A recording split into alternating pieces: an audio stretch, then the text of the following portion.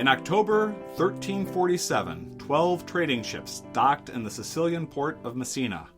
When the ships were boarded, the locals were horrified to find most of the crewmates were either dead or dying of a strange illness that covered their bodies with black boils. Even though the authorities ordered the ships sent back out to sea, it was too late. The Black Plague had arrived in Europe. Dun, dun, dun. The plague would not stop ravaging Europe until 1720, almost 400 years after it first arrived. During this time, the plague totally reordered society by killing off huge numbers of people, especially peasants, who were the foundation of the medieval system of governance called feudalism. The decimation of the peasant population resulted in increased bargaining power for the remaining peasants, allowing them to make some choices about how they wanted to live. The empowering of the peasants left the knights, who populated the lowest level of the ruling system, without peasants to tax and protect, throwing their entire existence into question. In 1522, the knights decided to do what they did best, to fight in the Knights' Revolt, a critical step in the reordering of Europe during the time of the Reformation.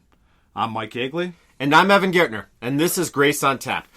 Grace on Tap is a podcast dedicated to the discussion on the history and the theology of the Lutheran Reformation, all over a nice cold beer.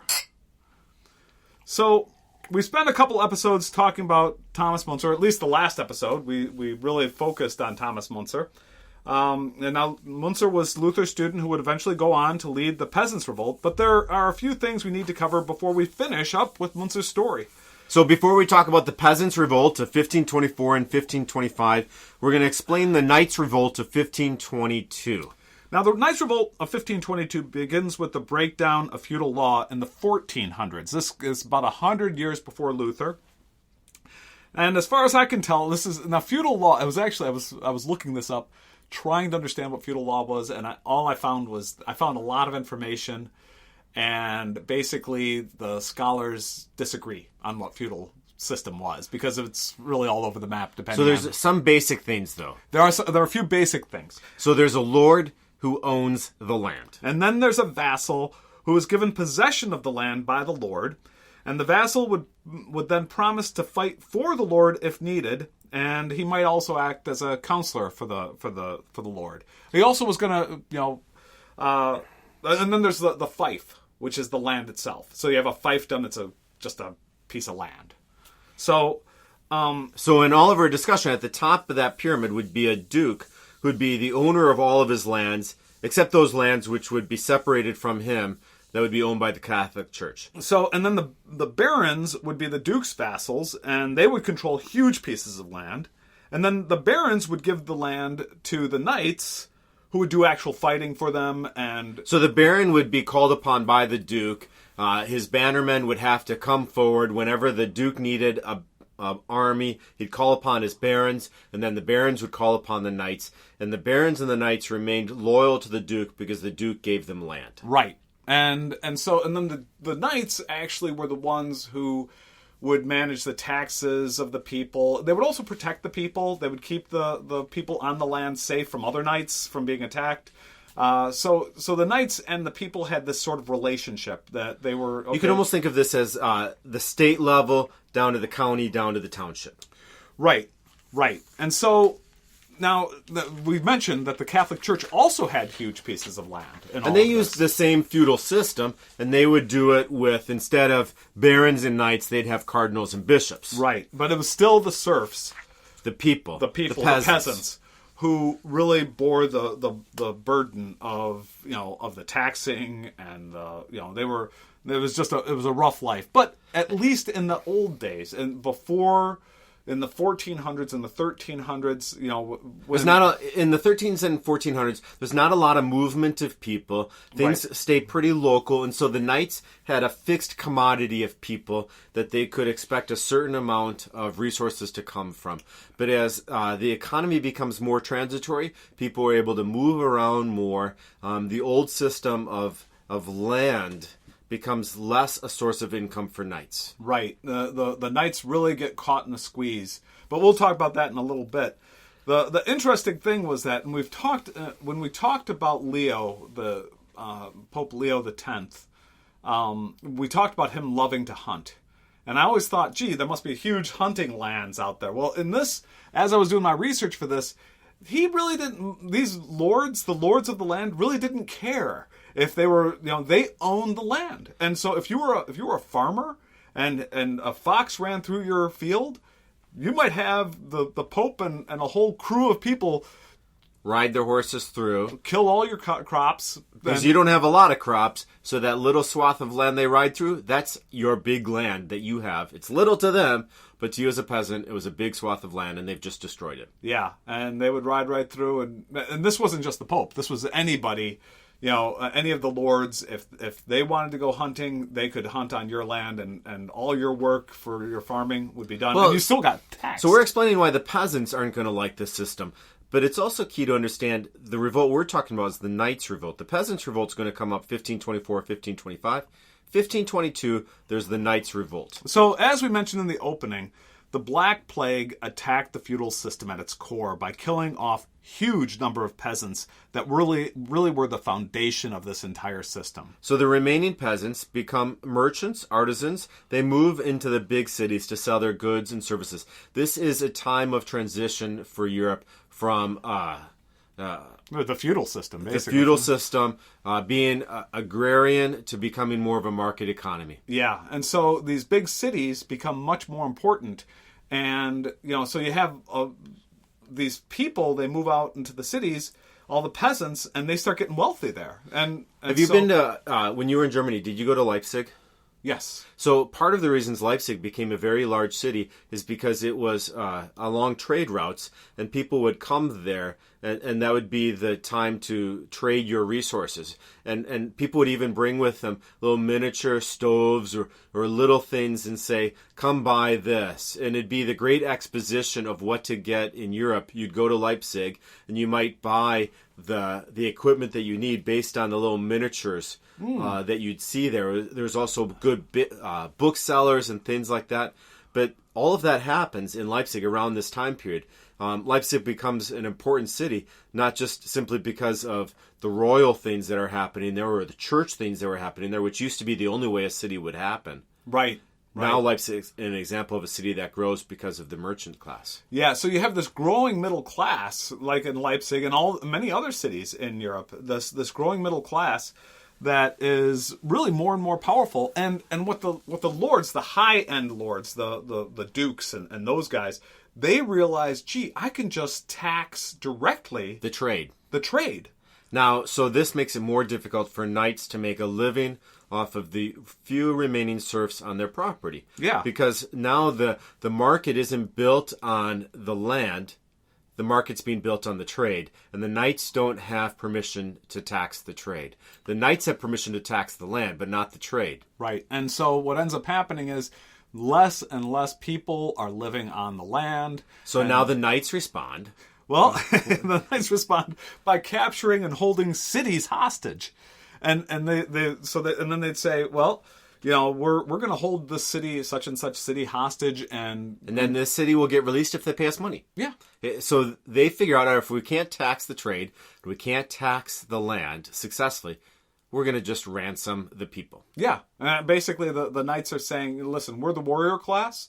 And it sounds like the warlords of Afghanistan in a way. Yeah. This is what we're good at, and we're going to go take care of this. Kidnapping as a business. So the princes respond by making it illegal for knights to engage in quote-unquote private warfare. And so the only way the knights can battle is if they've been called by a baron or by the duke. Yeah. They can't just make war by themselves. So when we were talking about the Diet of Worms, we talked a little bit about Franz von Sickingen. Von Sickingen, he was a knight, and he saw himself as a sort of Robin Hood, defending the poor against injustices. He had even thought that he could help turn the tide for Luther, saying, Luther, put your saddlebags on my horse and we'll go far. Yeah.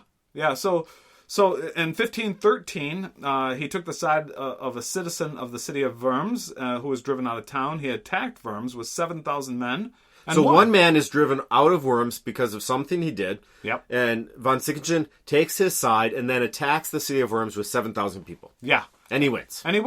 And now Worms, the city of Worms, pays von Sickingen money to leave. And so he pays his men, and he becomes wealthy, and so he does it again. And he fought the citizens of Metz. Right. So he fought for the citizens of Metz. Against the local government, and he won that battle, too. To give you a sense, he was given 20,000 gold gulden and a month's pay for his troops. So it's But in the end, it's not so clear that he actually helped the citizens of Metz. But he got pretty wealthy in the process. And was able to pay his troops. Yeah. So he has a mercenary class army that he can call up anytime he tells his army, we're going to go to battle. They follow him because they get paid. Yeah. Yeah. And so, and he's got this sort of, like I said, he sees himself as sort of like a modern day Robin Hood, or like a medieval Robin Hood who's going to help out with these the poor. But it's sort of funny because it's unclear how much he helps the poor, but he certainly helps himself pretty well. So now he made friends with Ulrich von Hutten, a humanist who was interested in enforcing reform through military means. So together, von Sickingen and von Hutten worked to promote Luther's teachings, and they even offered Luther protection against the emperor, as Evan said a few minutes ago. But Luther turned them down because Luther believed that the advances of the Reformation would come about through the preaching and teaching of the gospel and not through military means. So, in 1522, Sickingen and Hutten decided to overthrow the Archbishop of Trier, who was a supporter of the Pope. Part of his strategy was to get the people of Trier to revolt. And so he thought, I will attack, and because the people feel so burdened when I enter into the town, they will all join me. Yeah, well, that didn't exactly happen. He misread the people, right? Yeah, the people never really revolted. And the people... So his winning plan depended on entering the city and gaining the firepower of the people. Yeah, and the people are looking at it, they're saying, you guys are sort of jerks, the Archbishop's a sort of jerk, why should I pick sides here? So von Sickingen and his men ran out of gunpowder after 7 days, and they retreated to his castle in Landstuhl. Hutten escaped to Switzerland. Now, Sickingen thought he was safe in Landstuhl. He figured that he had about 4 months of supplies while he waited for reinforcements. Unfortunately, Richard of Trier, or the Archbishop of Trier, and his allies had much stronger weapons than Sickingen expected. This was actually one of the first uses of artillery in warfare. So heavy artillery is used, and the defenses of Landstuhl become weak within a week. Sickingen was wounded in the process. On May 7th, 1522, Franz von Sickingen surrendered, and he died that same day. And then Hutten died of syphilis a few months later. So, the feudal system was struggling for over 100 years, but it finally came to an end with the deaths of von Sickingen and von Hutten. Von Sickingen is sometimes called the last knight, by the way. Now, the Knights' Revolt is really important since it gives us some background to the culture and the issues that were at the core of the Peasants' Revolt, which is going to play a big role in the upcoming discussions. So this lets us know that there is more than just theological changes being driven during the Reformation time. Yeah, the beginnings of all these revolts really started at least a century and maybe longer. So you could go back to Jan Hus and 1415 for part of the Reformation. We could go back, I suppose, even to the 1300s, Tyndale and the translations of the scriptures there in England. Well, yeah. And as well for the breakdown of the feudal system. Yeah, the Black Plague. The Black Plague and the changing of the economy to more of a trade-dependent economy. Now, as over that 100-year period, what was happening was, for a peasant, there was a tax if you got married. There was a tax if you died. If you wanted firewood, there was a tax to go into the forest. And if you wanted to go hunt or fish, you have to pay for that. When somebody died, the knight would come and take your best garments, your best tools, your best cattle. It was really, really rough on the peasants. The knights were also suffering since the feudal system was built on a foundation of land, but the newer system was built on a foundation of money and taxes on trade. And so the knights, who were basically military men with land, weren't prepared for this new system. So, as we mentioned with the example of von Sickingen, they responded by further abusing the peasants under their control, or he tried to paper so it von over with. Sickingen, he tries to bring rescue to the people by attacking cities and getting money, but generally the knights are putting more burden on the peasants that are remaining on their land, to the point where the heavy-handed work of the knights is either going to break down in that the peasants are going to revolt against them, or the knights are going to revolt at a level above them. Yeah. Somewhere the levels of authority are breaking down. Yeah, and it ends up being both of them revolt. So we're going to finish by talking about the 12 articles of the peasants in Swabia. So all this pressure that you're seeing that the knights are placing on the peasants really is important to understand the peasants' revolt, because they're really getting upset. They're really carrying a heavy burden. And before we head into our beer break, we're going to take a couple of seconds here and talk a little bit about the 12 articles of the peasants of Swabia. And that'll give you a pretty good idea of what life for a common peasant was like in 1524. So some basic things they wanted. They wanted to be able to call their own pastor and not have the bishop tell them who their pastor would be. They wanted to use tithes to care for the poor and to pay for the pastor. So the tithes supported the church, but they wanted the tithes to support the people. No, they wanted the tithes to support the church and whatever was left over to pay for the poor. Oh, okay. And then freedom. And I'm going to read directly from it. Therefore, it agrees with Scripture that we are free and will to be so.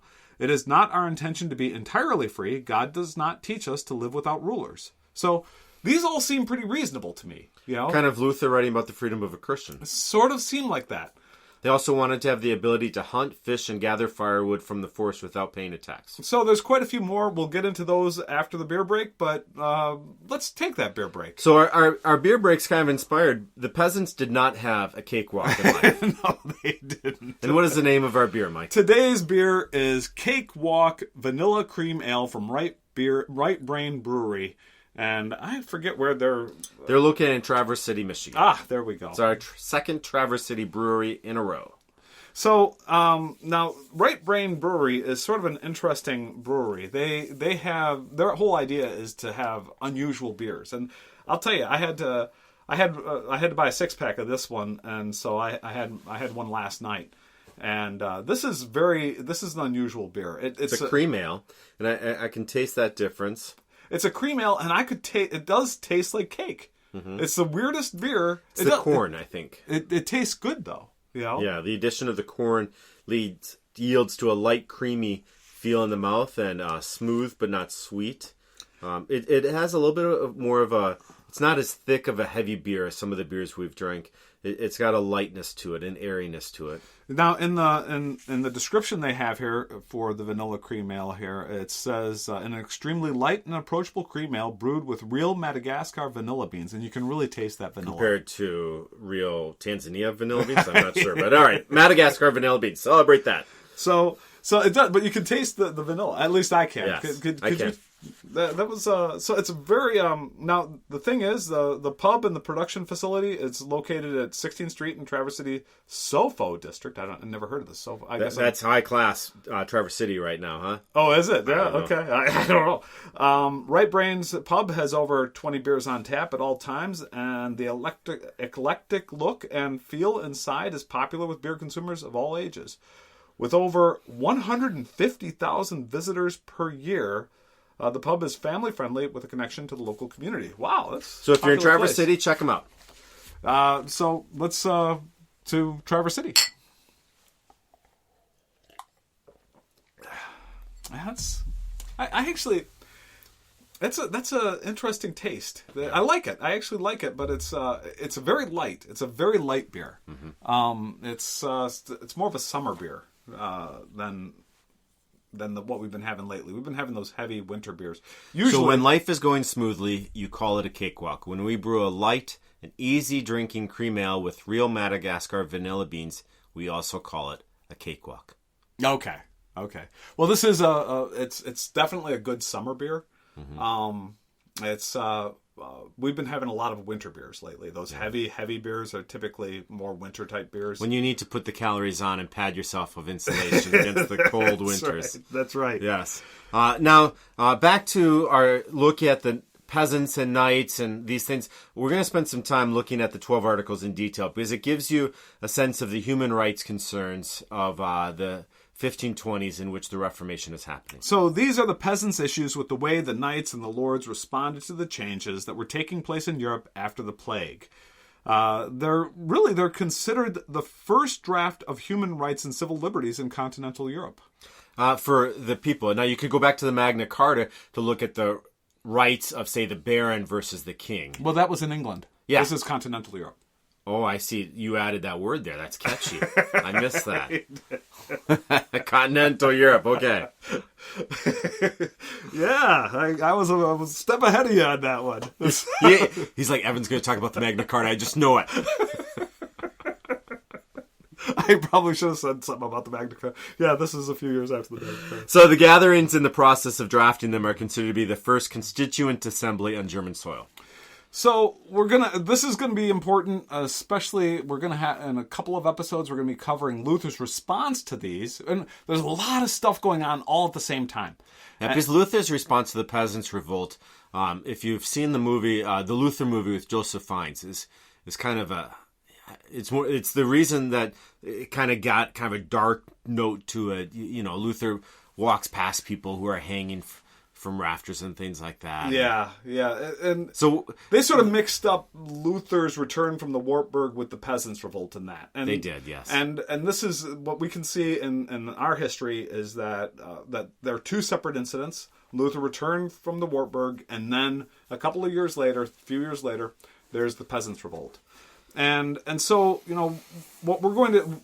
When Luther actually, we're going to go through Luther's response to the peasants' revolt. So we want, and specifically, he's going to write a paper specifically addressing the 12 articles of the Swabian peasants. And so let's go through these and sort of calibrate our minds on this. And what I think we're going to find is, that seems pretty reasonable. So number 1, every municipality shall have the right to elect and remove a preacher if he behaves improperly. The preacher shall preach the gospel simply, straight, and clearly without any human amendment, for it is written that we can only come to God by true belief. So that sounds reasonable, but we need to remember that the people didn't call their own pastors in the early 1500s.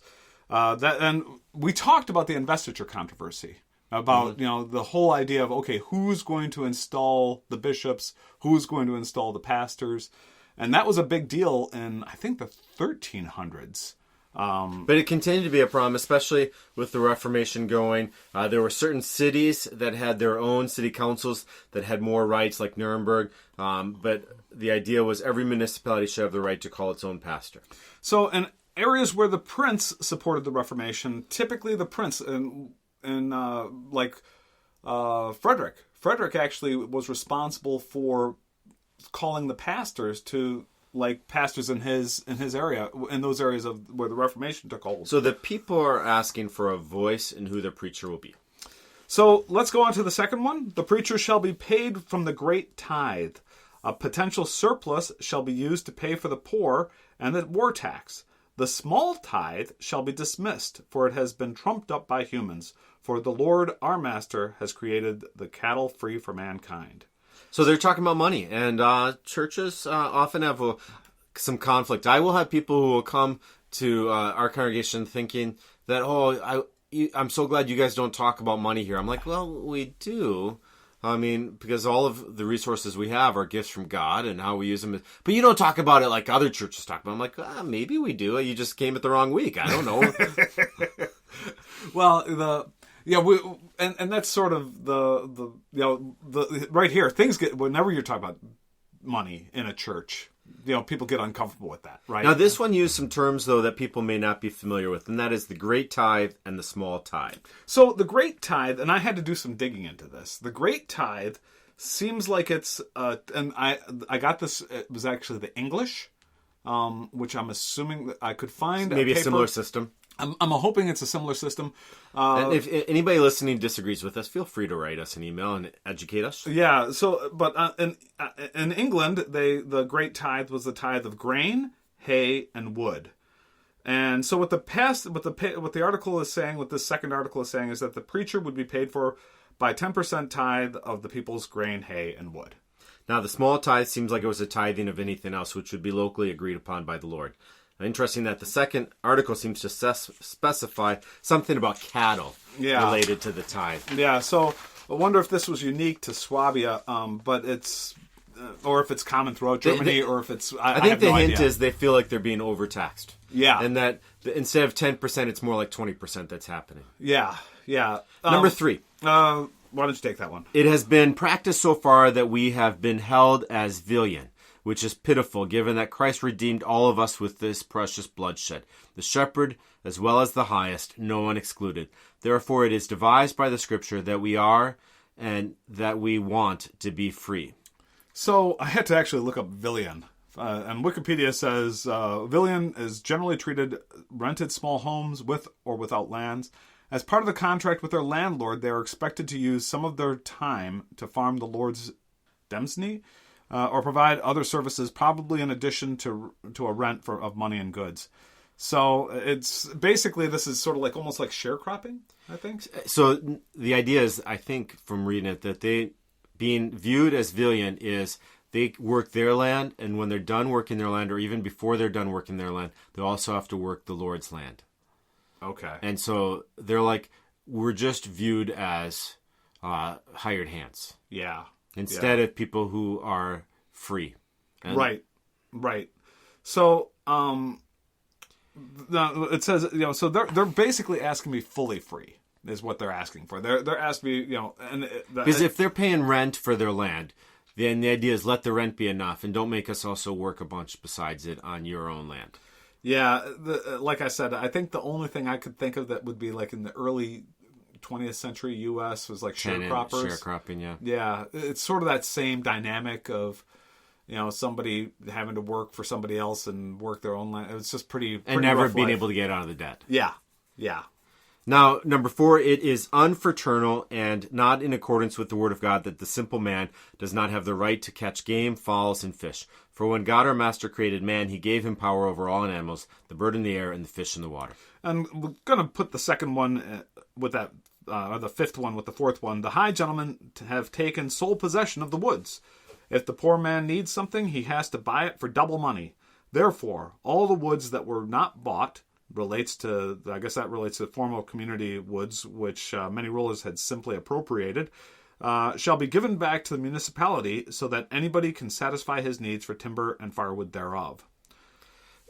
There was community forest, like say a state park. Okay. And the people would have had common access to that. Okay. But that over time, the feudal lords had appropriated that and started to call it private property. Yeah, probably as they needed more money, they probably appropriated that, saying, okay, we're going to tax this too then. And it's just one of this.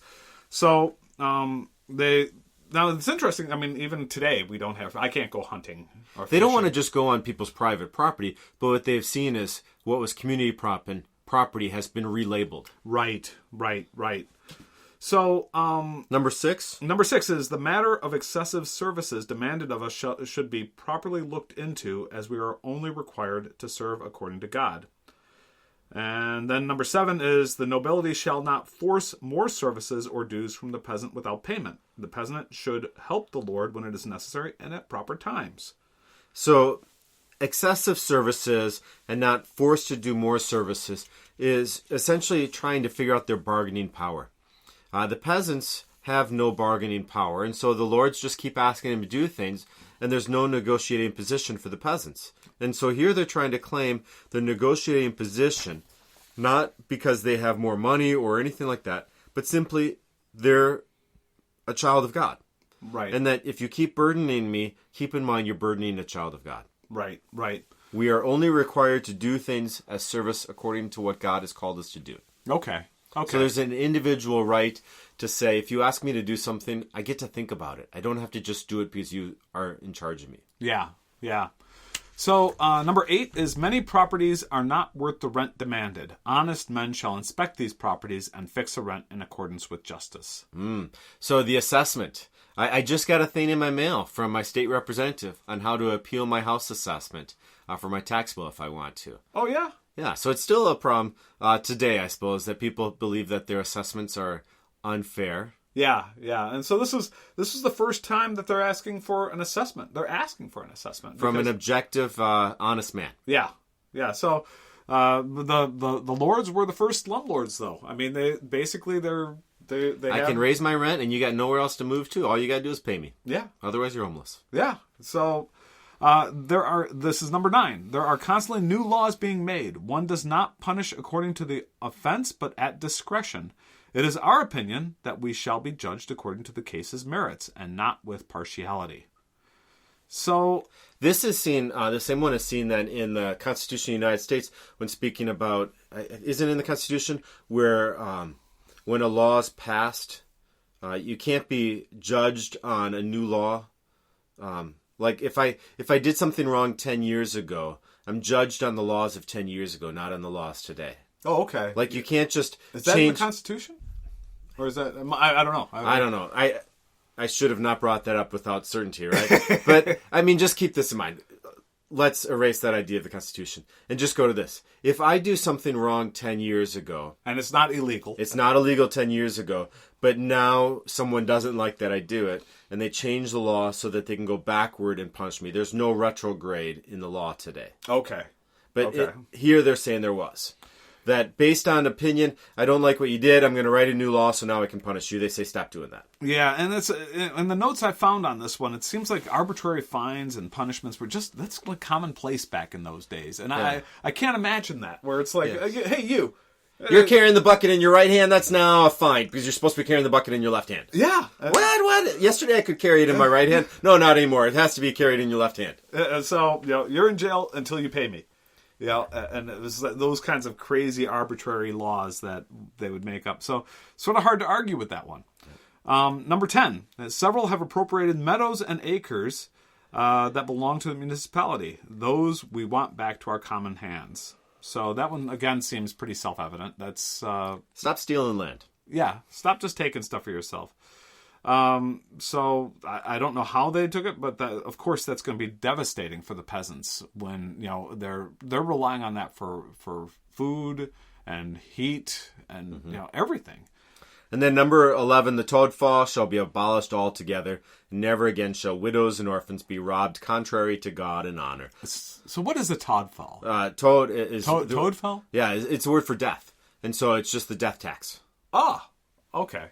Okay. So when someone falls dead, there's a tax. There's a tax, and they said the thing that happens when someone falls dead, the toadfall, should be taken away. Yeah, yeah. So because the lord of the land would demand the best of property of the deceased, the best clothes, the best tools, the best animals, and they're saying it's bad enough that the father of a household died, but then the local lord would come in and demand a tax. Yeah, yeah. So that's pretty rough. And then the last one this is number 12. It is our decision and final opinion that if one or several of these articles mentioned herein were not in accordance with the word of God, those we shall refrain from it, if it is explained to us on the basis of the Scripture. If several articles were already granted to us, and it emerged afterwards that they were ill, they shall be dead and null. Likewise, we want to have reserved that even more articles are found in the writ that were against God and a grievance to thy neighbor. So they had met as a constituting assembly. They had agreed on these 12, and the final 12th one is saying the test of whether these are good articles or not is the Scriptures. That's kind of radical. Yeah. Because the test of whether these are good articles is not if the Lord likes them or not. The test is, as we're going to get from the Declaration of Independence, there are certain inalienable rights given to us by God. The test of these rights is not whether the person who's in charge likes them or not. The test of these articles is, are they given to us by God? Yeah, yeah. So, so one last point as we go into this is that they called themselves a Christian association. And that's sort of they're claiming to be Christians. They're claiming to have God on their side. We are a bunch of Christians here. That sort of by implication says that the lords are not Christian. And he also is saying that there is a certain civic structure that is godly ordered, and there are other civic structures that must not be godly. Yeah. And so Luther's going to have some heartburn about them calling themselves the Christian Association. And this comes from Luther's opinion of the two kingdoms. And really that the kingdom of God is both found in the rule of the state and in the rule of the church. The church is ruled by grace, and the state is ruled by the law. And that they're all according to God's authority. But really the church and that name Christian should really be used inside of the kingdom of grace and not just for the kingdom of the world. Yeah, and that, like we'll see in an upcoming episode, is that Luther really does, like Evan said, he has real heartburn over this taking of the name Christian for an activity or a group that's acting in the secular realm. I don't think he would have had a problem saying that, as people of this world, we have certain inalienable rights that are given to us by God. But if we start to say then that this advances the Christian message, I think that's where it gets iffy. Yeah, where they sort of take it as, okay, this is a proclamation of the gospel. Yeah. Yeah. And because Luther's going to say that the state is ordered according to God's authority. Mm-hmm. But it's not that the state is the advancing of the Christian message. And when they start to call themselves a Christian association and attach these 12 articles of independence as Christian articles, that's where he starts to get...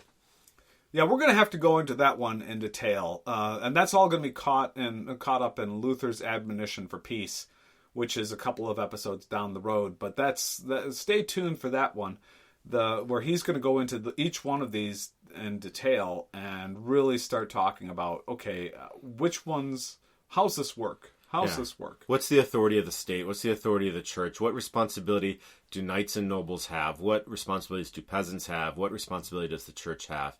As we were speaking in the last episode, the role of authority in the ordering of society and where the framework for what authority is built on is really starting to play into things as the Reformation is now becoming more practical. Yeah. So let's have a quick review.